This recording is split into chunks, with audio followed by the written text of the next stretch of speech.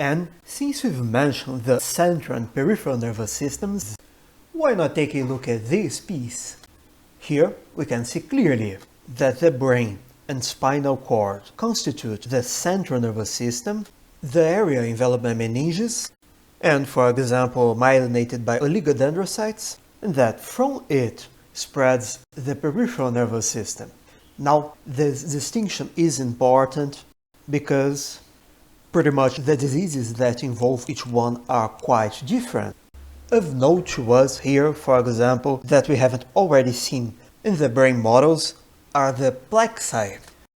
So here we have, for example, the cervical and brachial plexus, and here we have the sacrolumbar plexus. Their primary function is of course annoying medical students, but a secondary function is providing motor and sensory innervation to the limbs. And that's how you get, for example, Erb's palsy if you injure the brachial plexus during vaginal delivery with a shoulder dystocia.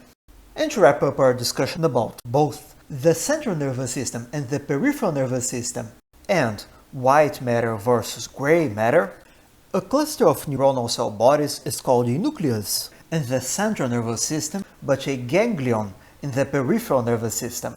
So something really interesting